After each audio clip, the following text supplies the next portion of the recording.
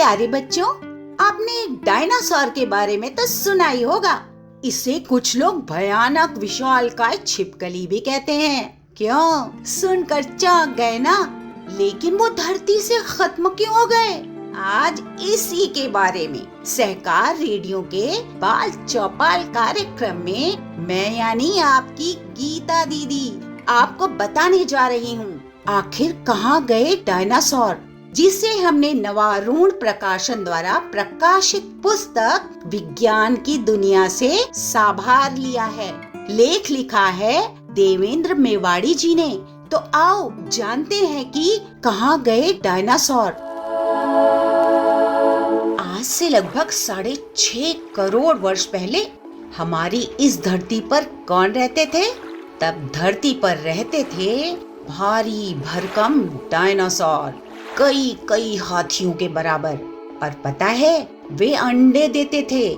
मध्य प्रदेश के धार जिले में डायनासोर के ऐसे 100 से अधिक अंडे मिले हैं। वैज्ञानिक कहते हैं जहाँ वे अंडे मिले वहाँ करोड़ों वर्ष पहले शायद नदियाँ बहती थी। विशाल डायनासोर दूर दूर से डगमग चलकर वहाँ आते होंगे। वहाँ आकर नदी के किनारे रेत के घोंसलों में अंडे देते होंगे। एक घोंसले में 6 से 8 तक अंडे। वे अंडे रेत, बालू और लावे की परतों से ढक गए। करोड़ों वर्षों से वे पत्थर के फॉसिल यानी जीवाश्म बन गए। इसीलिए अब जो अंडे मिले हैं वे बस पत्थर के गोले हैं। सन 1997 में भी महाराष्ट्र के पिसडुरा गांव में वहां के निवासियों ने शाकाहारी चौपाए डायनासोरों के ऐसे ही 300 अंडों का पता लगाया था। अच्छा, एक मजेदार बात बताऊं? जब विशालकाय डायनासोर धरती पर विचरते थे तो पूरी धरती एक थी। नहीं समझे? आज जो महाद्वीप है वे आपस में जुड़े हुए थे। हमारा भारत देश भी अफ्रीका और दक्षिण अमेरिका के साथ जुड़ा हुआ था। वह गोंडवाना कहलाता था। पूरे गोंडवाना में विशालकाय डायनासोरों का राज था।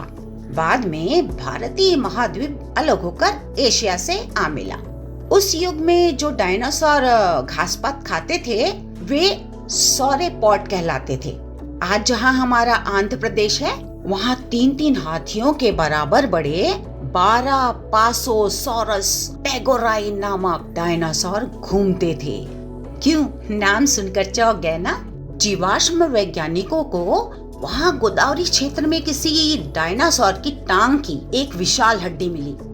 उन्होंने बारापा यानी बड़े पैर वाले उस डायनासोर का नाम बारापासोरस टेगोराई रख दिया। टेगोराई नाम महाकवि टैगोर के सम्मान में रखा। तो चलो एक और नाम सुन लो, राजासोरस नर्वदेसिस। ये डायनासोर नर्मदा घाटी में रहता था। इसकी खोज सन 2003 में हुई। ये 25 से 30 फुट लंबा डायनासोर था। उसके माथे पर नुकीला सींग होता था। राजासोरस मांसाहारी था। वो लंबी गर्दन वाले विशाल शाकाहारी टायरेनोसॉरस डायनासोरों को मारकर खा जाता था। अफ्रीका, मेडागास्कर और दक्षिण अमेरिका में भी इस डायनासोर के बिरादरी का पता लगा है। जबलपुर में सन 1933 में एक डायनासोर के अवशेष मिले थे। उसे जबलपुरिया डायनासोर कहा जाता है। इतने सारे डायनासोर, लेकिन वे चले कहाँ गए? दोस्तों, आज वे दुनिया में कहीं भी नहीं हैं। हमारे देश में जबलपुर के आसपास के क्षेत्र में इन विशालकाय प्राणियों के बहुत अवशेष दबे पड़े हैं। वैज्ञानिक कहते हैं लगभग 6.5 करोड़ वर्ष पहले एक विशाल ज्वालामुखी फूटा।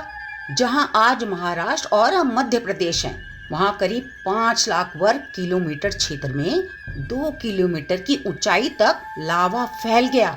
उसी में डायनासोर भी दबकर मर गए।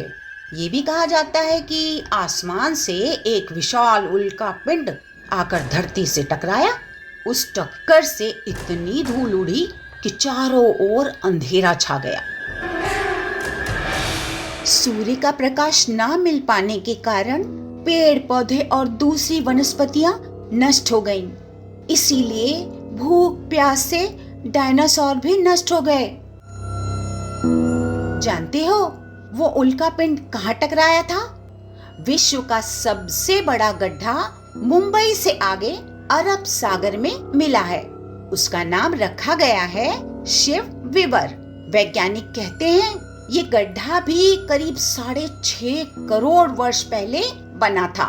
तो समझे, ज्वालामुखी विस्फोट और उल्का पिंड की टक्कर ने इस धरती से डायनासोरों का नामो निशान मिटा दिया।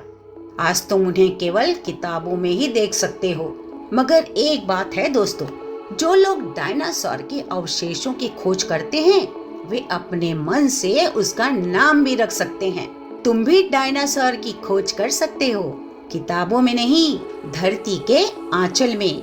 उनके अंडे खोज सकते हो, उनकी हड्डियों का पता लगा सकते हो।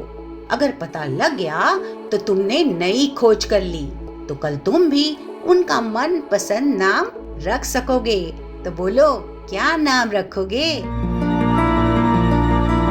तो बच्चों, कैसी लगी ये जानकारी? कमेंट करके जरूर बताना। सहकार रेडियो की अन्य कहानियाँ, लेख और ऑडियो बुक्स सुनने के लिए हमारा YouTube चैनल जरूर सब्सक्राइब करें।